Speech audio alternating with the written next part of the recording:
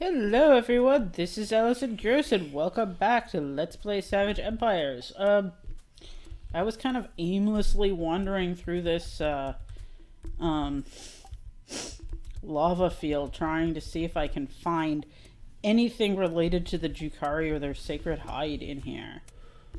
What? Okay, go away. But now we have to do something truly unpleasant. We have to start going over the manual pages for the Wild Basin Expedition. And this first entry is so goddamn long, it's like half the video. So, yeah, that's gonna be fun.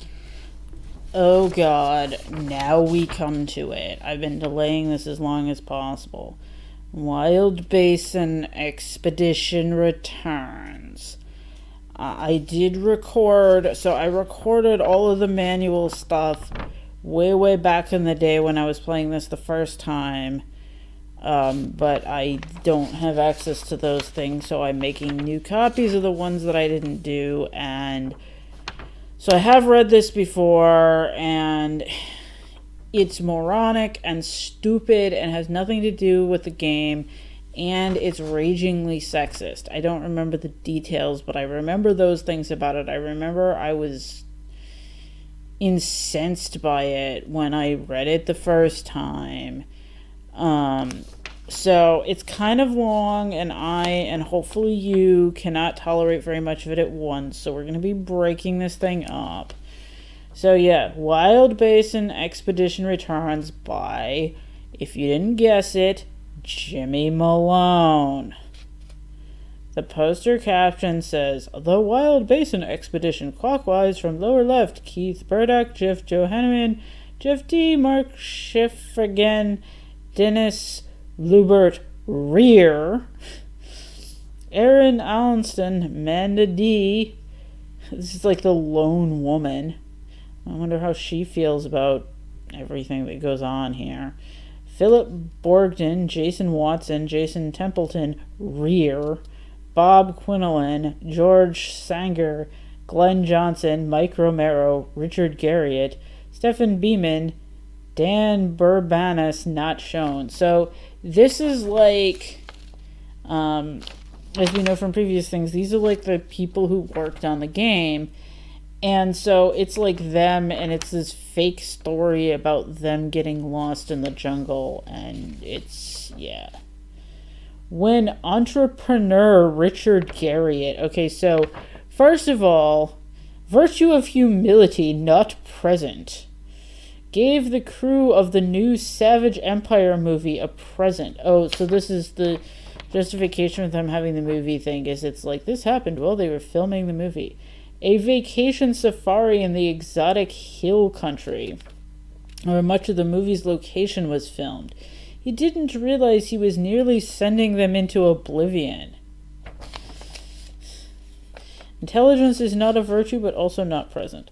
The expedition set out from the Austin, Texas headquarters of Garriott's entertainment empire, Humility, on January 1st, shortly after principal photography on the movie was completed.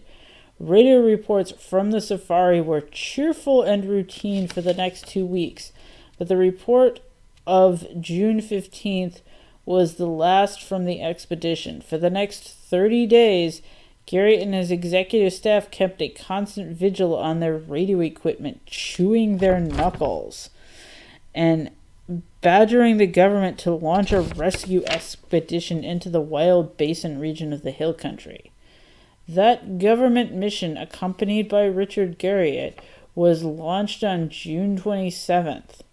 It quickly found the expedition's base camp, its tent still standing, the team's equipment still in working condition, but failed after more than 2 weeks to turn up any further signs of the expedition. Then, on July 16th, the members of the rescue mission woke up to find the Wild Basin explorers in the rescue camp, rummaging through stores of food, rigging an impromptu volleyball court out of a rope and tarpaulins, and making so much noise that the government rescuers couldn't sleep. "It was pretty amazing," says erstwhile rescuer Garriott. He didn't rescue anybody. Humility! Their clothes were the worst for wear, and they were complaining a lot about the lack of air conditioning in our camp, but otherwise they were fine. Some of them were doing Three Stooges stick, and the rest seemed to be arguing about which of the Star Wars movies was the best. Okay. Where had they been for the last month, and how had they survived? Interviews with expedition members revealed the startling facts. Trek into the Wilderness. Stephen Beeman, 21, safari leader and director of the Savage Empire movie, explains, "We'd been in the wild for a couple of weeks, and I think the rest of the crew was getting bored." You're on a free vacation in the jungle and you're bored? I'd be doing some work in my tent, and every 2 minutes one of them would pop in to see what I was doing, like, "Party in my tent!" I got aggravated and suggested that we go on a hike to bleed off of some of that caffeine energy. Okay, why do you have so much caffeine out in the jungle? Are they, like, chewing coca leaves or something? It's not the same thing as caffeine, but it's supposed to be a source of energy as well.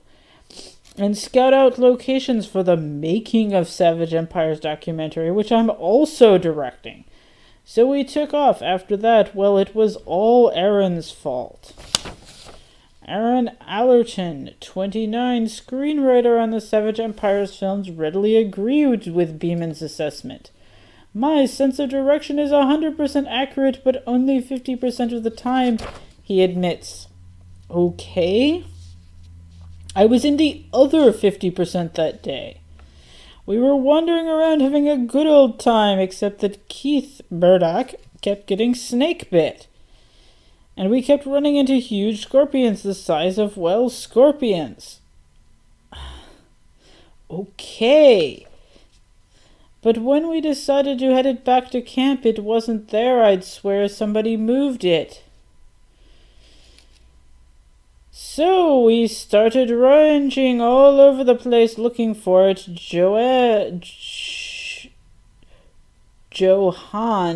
Johann climbed up a tree and looked all around, then gnashed his teeth and would shout, "We're going to get back to camp on time and under budget, or I'm going to have somebody's head." But we never made it back. Johann is Jeffrey David Johanningman, 29, the producer of The Savage Empire and Safari Second in Command. A burly, blonde-haired, blue-eyed Aryan. Okay. Mr. Aryan Uberman, is that who the Avatar is based on? He is... I can't believe they actually use the term Aryan. He is well on his way to becoming one of Hollywood's most agitated producers. He remembers the events of the hike with no affection. "This hike wasn't on my schedule, and I knew it wasn't going to work out. I could feel the schedule slide with every step we took, but sometimes there's no controlling these writers and artists. I gave them enough rope and they hung all of us. Next time I want to see people running around in the forest, I'll put an Errol Flynn movie on the VCR." Yes, VCRs. What we will watch movies on in the future, according to Beneath a Steel Sky. Alright, so after that, we just basically will have, all we'll probably have time for here is more aimless wandering around this lava field, especially because it's night, and I can't, see where I'm going, so I really would have liked to find my way back to the Drukhari village, so that I could, sleep at night. I mean, I guess I could just sleep here. Let's see if that does anything. Let's control R. No, I don't want to restore the game. Maybe it's just R. Yes, rest until sunrise. I like how they... Oh! Dorky has a dream. He chases through 3 animals through the jungle. A bear, a jaguar, and a monkey. The path branches, each animal going a separate way. Does Dorky follow the bear, the jaguar, or the monkey? I remember this now. Alright, well, the Drukhari are associated with bears, and we're trying to find them, so let's... Oh, okay.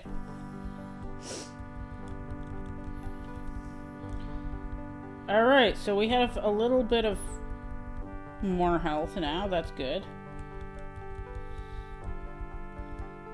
I should do that more often, both to get more of these weird dreams and to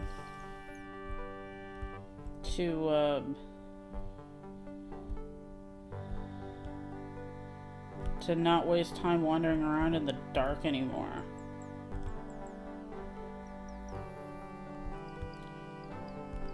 Something to the southeast. Well, I don't want to... Oh, hi, kitty!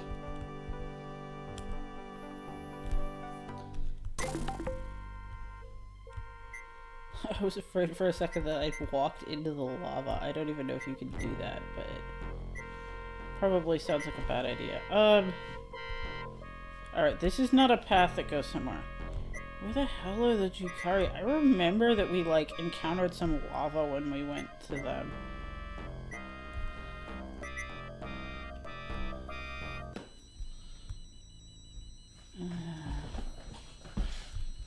I either want to find the Drukhari or I want to...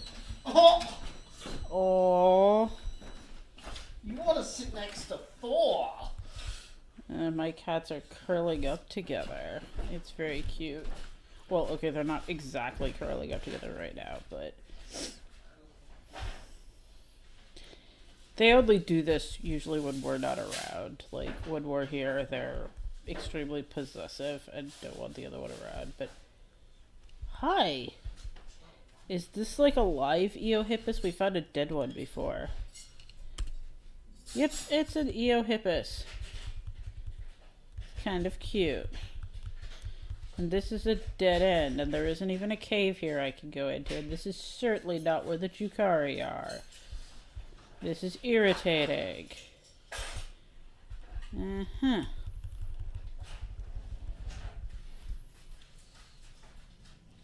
Alright, huh. Oh, there's another one of those sloths. I guess... Okay. I thought they were unhostile. Oh no, this is a jaguar. They look identical to me. What the hell?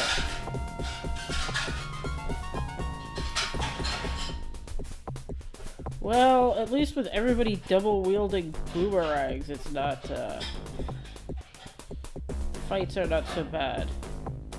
But how have you been critical for...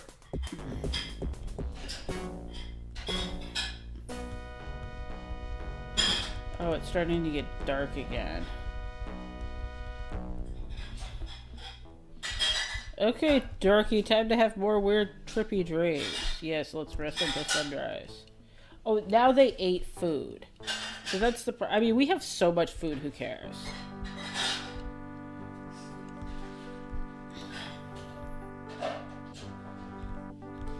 Alright, so apparently, let's go around this piece of lava.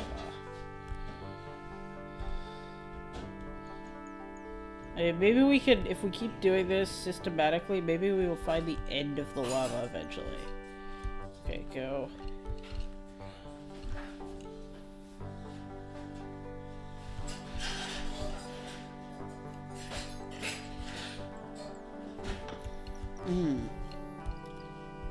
That is a really good cider. Like,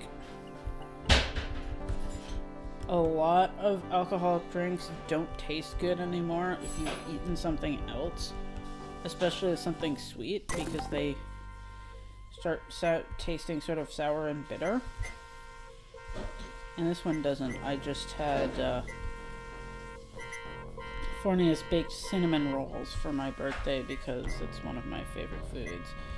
So I just had one of those, and I was afraid my drink would taste crappy afterwards, but it does not, which is excellent. Come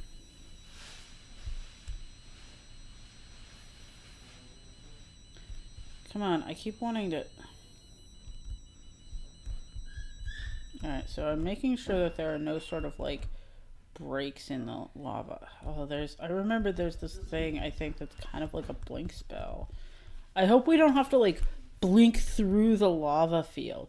There's, like, some shit with that in the underworld in Ultima. 5. Which, you know, Fornius is having joy with right now. Okay, so that's the end of that lava field. And there aren't any cliff openings in this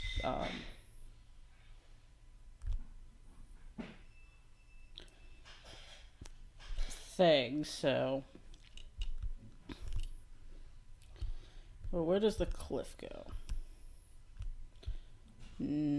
Okay, still cliff. This is still cliff. I mean, I feel like we should just sleep through the night all of the time. Because otherwise, I mean, there's so much food. Like, we haven't even been picking up food because... Alright, but before we do this, I want to check something. Kista, you have no food. Okay. Now we are going to rest.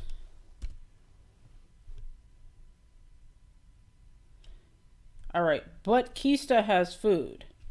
So, I am happy because this means that we can consolidate all the food in one place. We're not going to do that right now. But we can. So we went all the way around this. So what's up here? Another jaguar.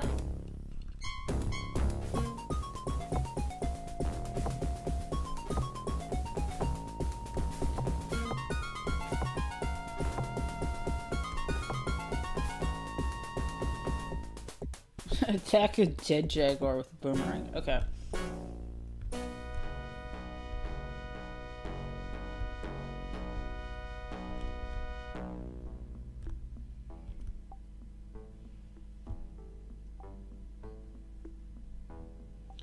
Alright, so here's this lava. So this is some other lava. So we're gonna go around this lava now and see what it does.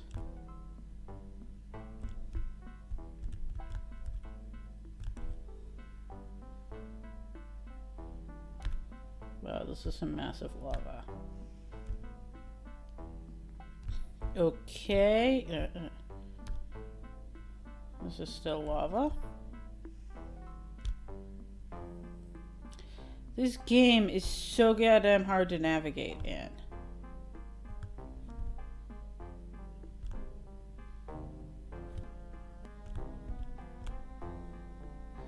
Having all these like billions of obstacles that you cannot walk around, or that you can't walk through and you have to walk around, is really frustrating. Given the negotiation. I mean, I know we had this like top-down tile-based shit with earlier Ultimas, but there you didn't have these scattered obstacles. You had things like this lava, you know, that you couldn't walk through or that were difficult to walk through. But they were large concentric things most of the time. It wasn't like just the act of walking across country. You had to navigate around shit constantly.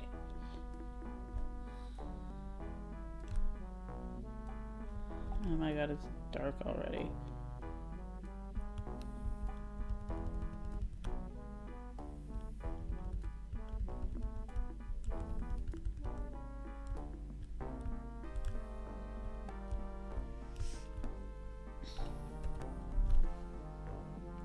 Not while foes are near.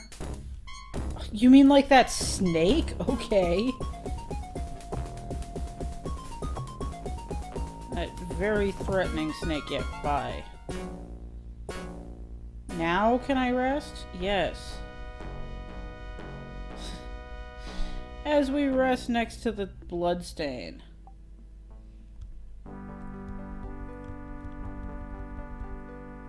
I like how resting until sunrise actually means until like a few hours after sunrise. What is this? Does this go anywhere? This does not go anywhere.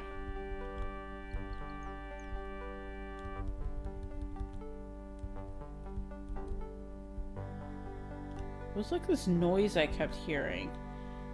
It sounds like bird. Yeah. Okay, it is birds. I guess it's just ambient noise, but it sounds kind of like the waterfall sound from Ultima 5, sort of. And that was like significant. Like sometimes you needed to find the waterfalls. Like these trees are really unnecessary.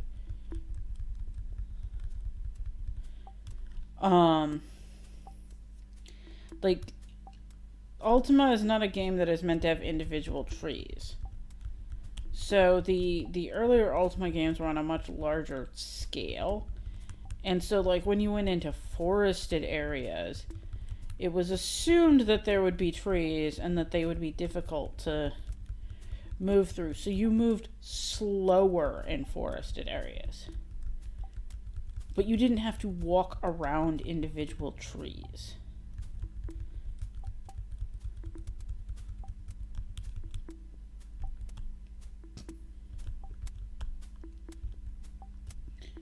And why can we walk around dead trees but not, or walk through dead trees but not live trees? I don't understand that. Okay, so this is a different lava section. And there's a lava section down below that we didn't go through when we checked out this lava section. Is this like a... Or like these bushes, when you went through Scrubland, it was the same thing. It was, you know, slower, but you did not have to walk around individual bushes. Just makes navigation so goddamn annoying.